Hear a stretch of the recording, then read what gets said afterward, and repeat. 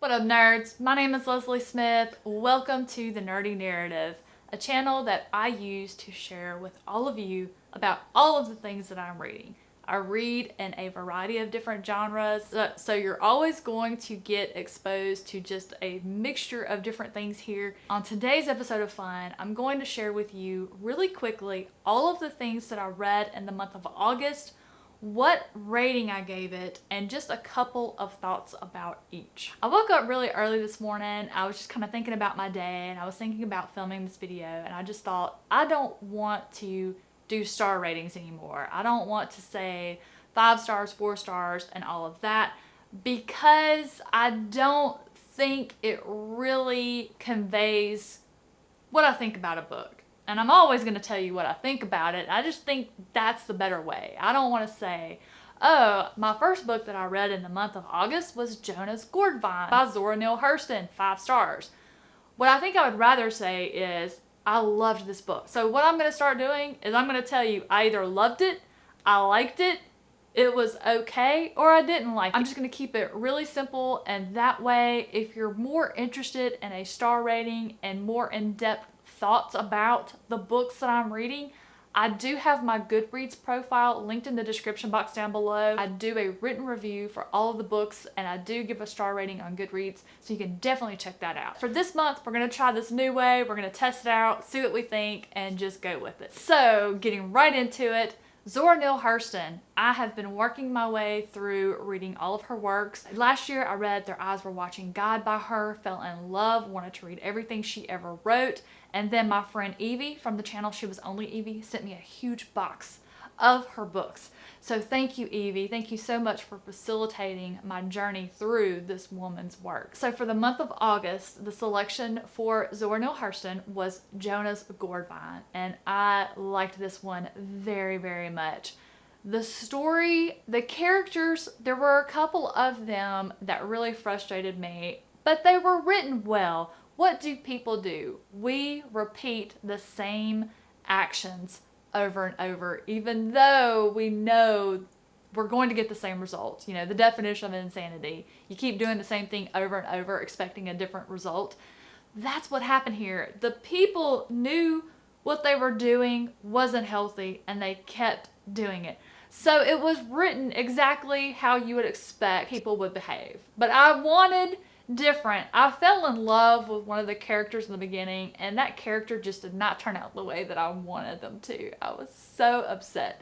But I really enjoyed my time spent with this one, just like I always have with this author. I fully trust that I'm always going to be in good hands with this woman's storytelling abilities. Next, I read Sanctuary by William Faulkner. This is my second novel by him, and it is a psychological thriller unlike anything I've ever read, and it was so unexpected because my first book I read by him was As I Lay Dying, and that one was funny. There was a lot of comedy and tragedy to it that balanced out one another.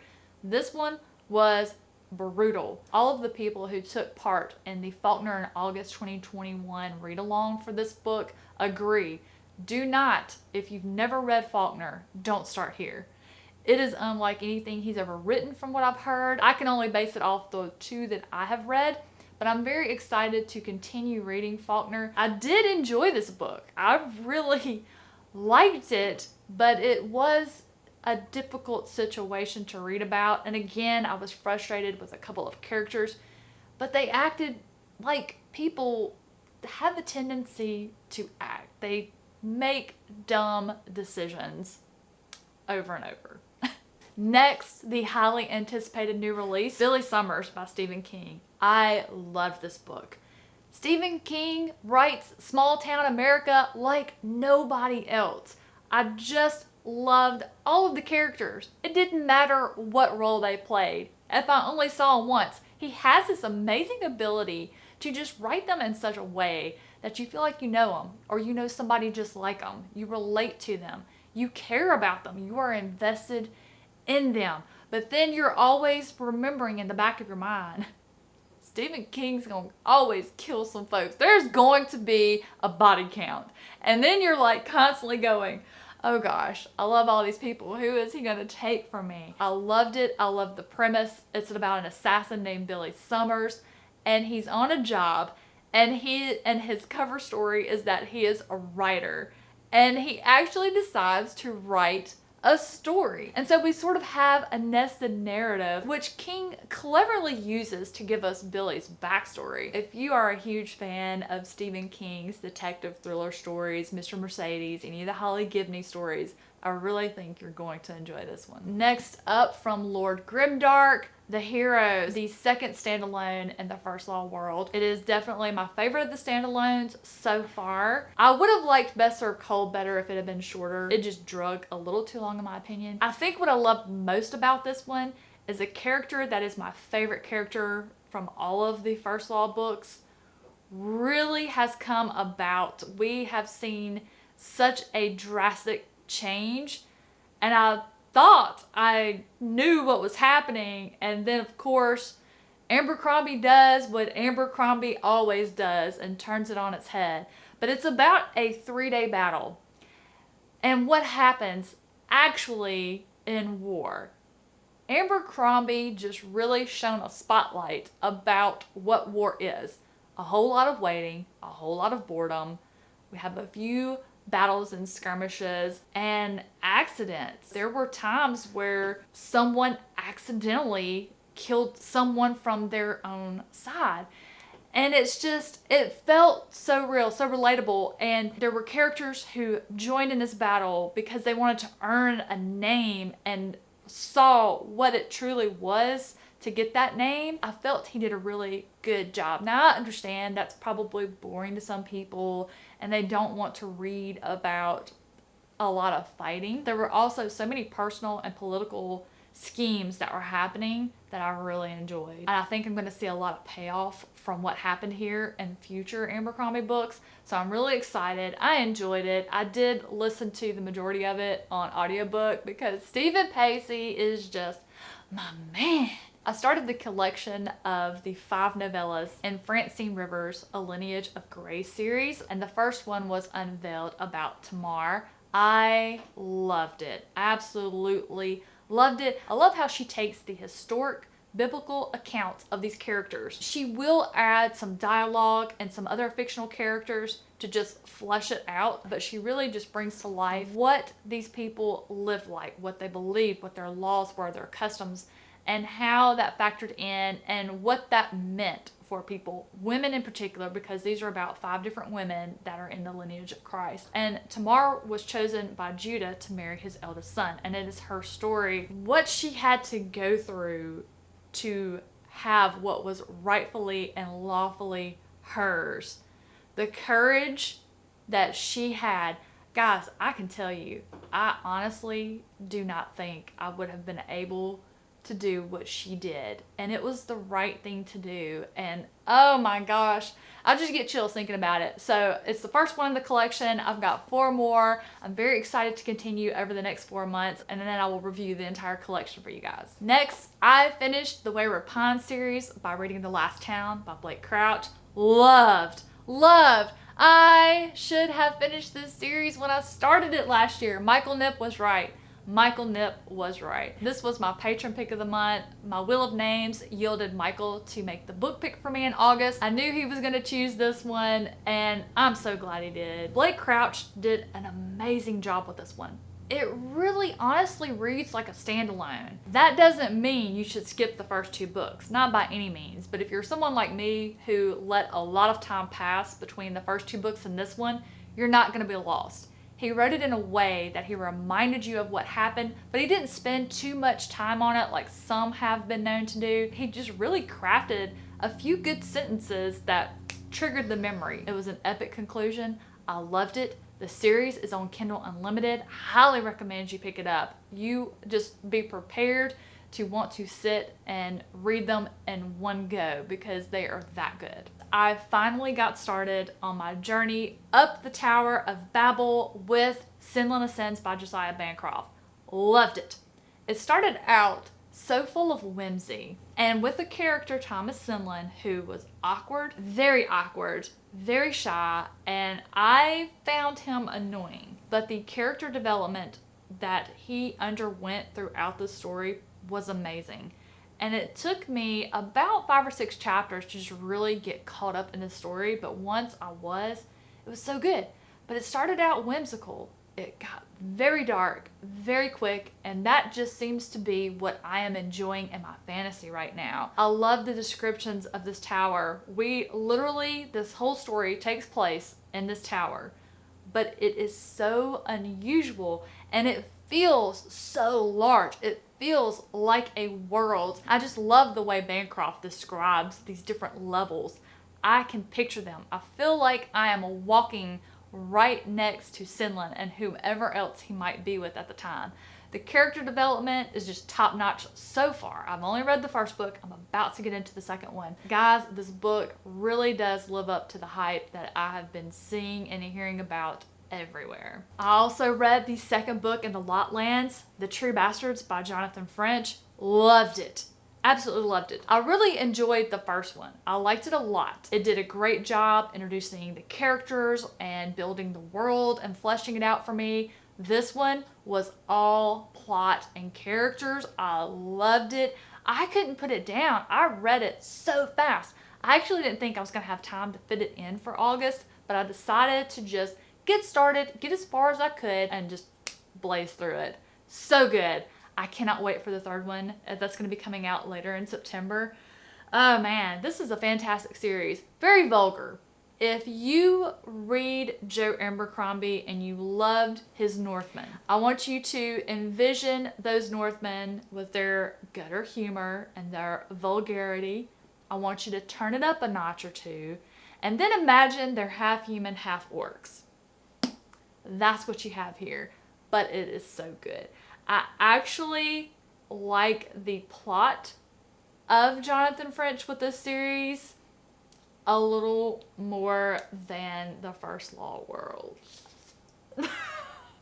It's true. It's true. I stand behind it. The final book that I read for the month of August was The Dark Tower, book 7 in the self-titled series, The Dark Tower by Stephen King.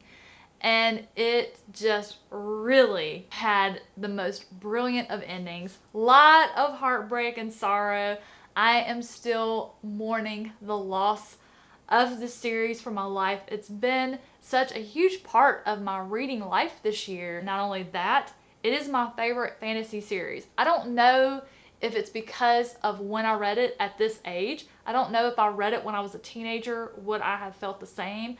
But ever since I've finished it, I have been comparing every fantasy story to it. It has become my measuring tool for a good fantasy story, and I'm not mad about that. I love how it ended because with the information that Stephen King gave me, I appreciate he left it up to me to decide what may have happened once the last page was turned. And I've just had the best time. I know what I think happened, and it is just beautiful. I can't wait for my next read through of the story, and the next one after that, and the next one after that. I just absolutely loved it. Cannot recommend it enough. If you love fantasy, honestly, if you haven't read this series, you are truly missing out. It is just Stephen King's masterpiece. Absolutely is. I read The Thunder Heist by Jed Hearn. That is book 1 in his Twisted Seas series. I really enjoyed that book. Way more than I thought I was going to.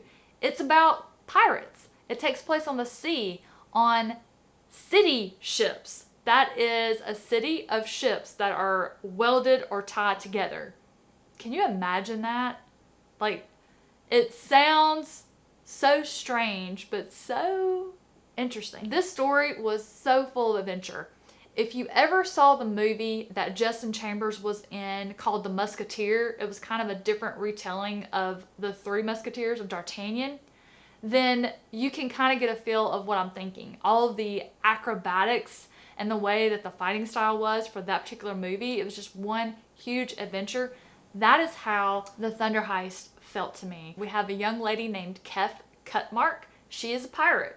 She is a thief, and she has planned this huge heist for years, and it all involves this lightning tower and this particular city ship called Zorth, I think it's called. And so it starts with a daring rescue of a prisoner that she needs. She's building her crew that she has to have in order to pull this off. It's so full of adventure. It has so much sarcasm and wit and cunning in it from the different people. I really enjoyed it. I also love that it took place on the sea because land was not safe because of monsters. Well, of course, you still have sea monsters and sharks and the water they're in. And then you have people that are mutants. They're half water creature, half human. I am looking forward to the second book. I think that one is out. And if you have Kindle Unlimited, the Thunder Heist is on there right now. I need to see if the second one's on there and pick that one up. I was fortunate to have a copy of the first draft of Lily by Daniel Barnett, which is book 6 in the Nightmare Land Chronicles. The first 6 books of the Nightmare Land Chronicles, its first arc really, and it was absolutely brilliant. And it was one that I compare to The Dark Tower because of what happened and the characters and the tropes. Nightmare Land, instead of a fantasy series like The Dark Tower, it's a post-apocalyptic horror. The night has fallen, the sun is gone, and what is happening to the world in that aftermath? We do follow a set of characters that is sort of led by one named John Hawthorne.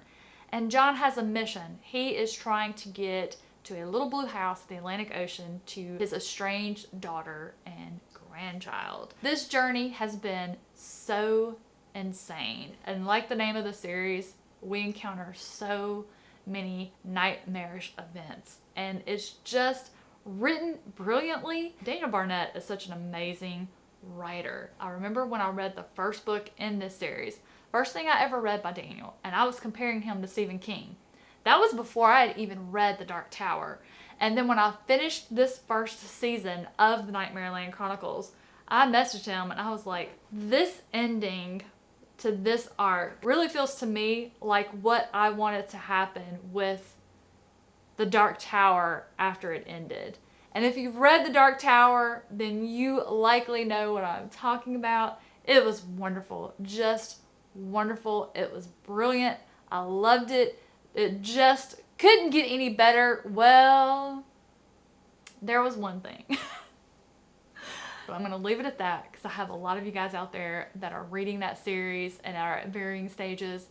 That's all I'm going to say about it, because anything, literally anything I could say would be a spoiler. It's fantastic. Highly encourage you to read it, especially fans of The Dark Tower. And that will do it. That is everything I read in the month of August. It was a great month. Of all the books that I read this month, are any of them some of your beloved favorites? Are any of them ones you've been thinking about reading and I've pushed you over the edge to join me in reading them? And if you do read them and you want to talk about it, please check the description box down below for my Discord. I would love for you to join and come over and talk to me about the books you're reading. As far as my favorite read of the month, I mean, there really wasn't any other choice. It had to be The Dark Tower. It is my new favorite fantasy series. Not only fantasy, I think it might be my most favorite series. I've literally been comparing everything to it. As far as least favorite, I don't think I have a least favorite book. I really loved everything that I read this month. I really did. I don't have a least favorite because honestly, guys, I loved or really enjoyed everything. So that is a win in my book. And you can't be mad when you have a reading month like that. Guys, thank you so much for watching today. I hope you enjoyed my monthly wrap-up. I hope I was able to give you a little insight on a book you were thinking about picking up, and now you're going to pick it up and give it a try. If you're subscribed to Kindle Unlimited, don't forget to check and see if some of these books are included in your subscription before you go picking up a copy. As always, thank you so much for watching. Have a fantastic rest of your day, and I will see you in the next one.